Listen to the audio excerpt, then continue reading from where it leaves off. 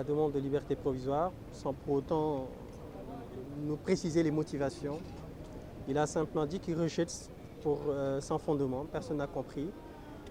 Et nos conseillers, enfin les avocats qu'on commis, ont demandé le renvoi.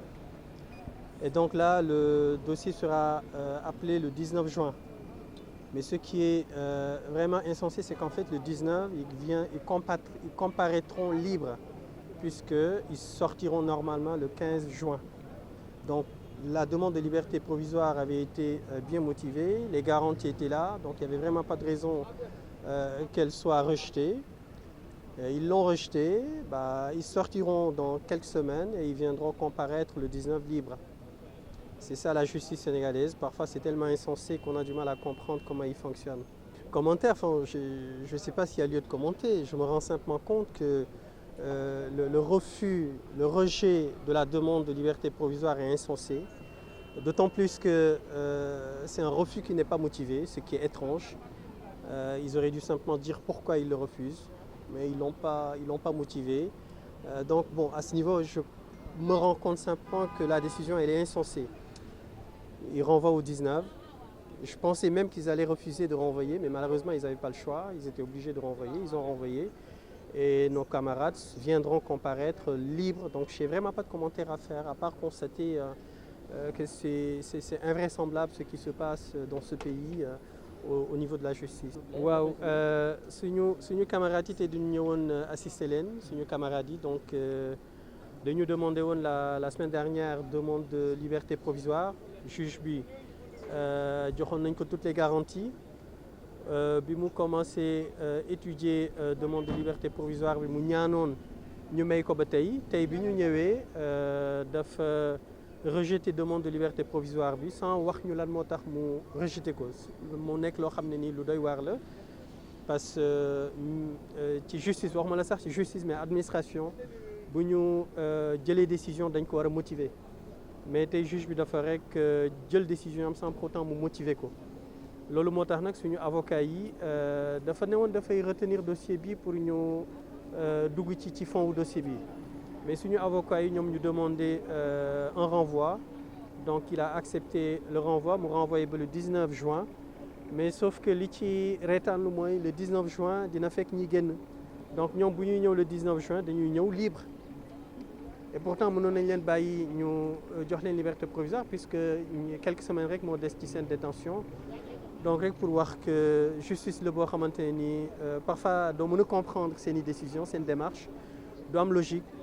am na ñuy wax ne xëy na dañ leen di jox instruction qui sait mën na nekk mais bon am loo xam ne ni daal soxlawul commentaire bu bari. Voilà merci. salaamaaleykum wa rahmatulah maa ngi tudd Papa Sayer Gassama di frère ci Massata Samb. D'accord alors présentement situation bi ñu leen tegal en tout cas ci tey est-ce que doon ngeen ko xaar. Sant yàlla benn instant mën nañu doon nañ ko xaar mën nañ ne xaaruñu ko woon parce que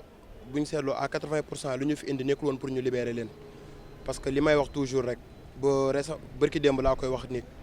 man leen pour ñu ñëw liberté provisoire bi ñu may leen ko pour man saaga ndey la parce que nit du la tooñ ba pare di wëlbatiku ba mu dese la moins d'1 mois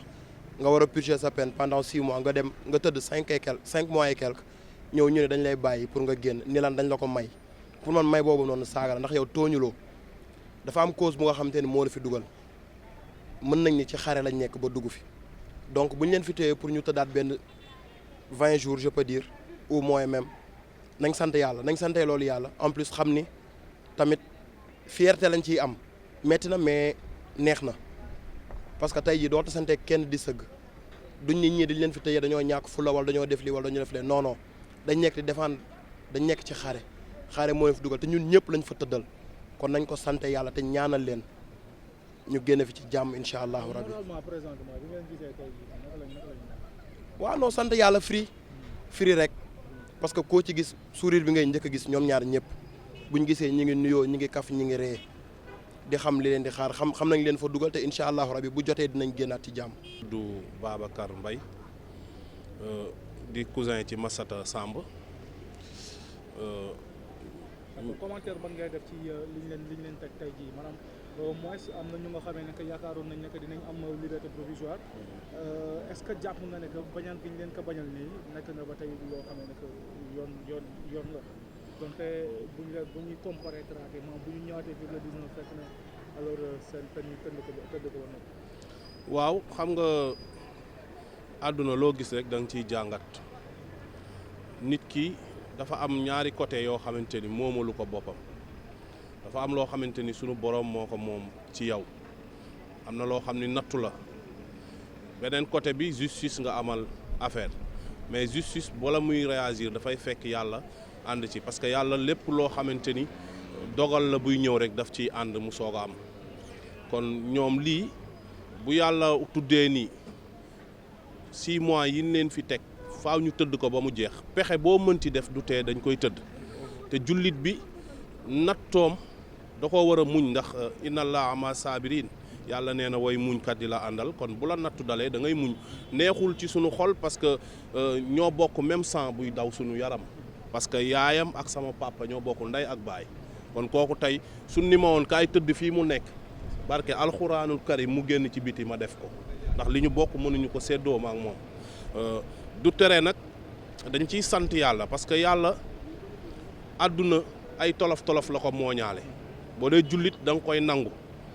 nan ko 100% te li leen fi dese bariwul te ñoom mën naa ni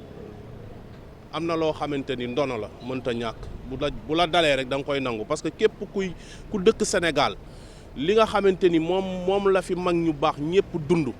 boo bokkee ci ñoom te sentir tuuti ci bokk nga ci ñoom nattu yi bu la dalee da ngay xam ni mënta ñàkk parce que ñu baax ñëpp jaar nañ fi maam borom Touba jaar na fi te gis nga bi mu fi génnee ay ndam rek la àndal ñi mu bëgg jaar nañ fii kon fii du gàcce ci nit li la fiy dugal mooy doon gàcce kon daal ñun lépp delloo nañ ko ci loxo yàlla di ñaan yàlla nekk loo xamante ni ci ñoom da leen di fóot fii ak fan jëm loolu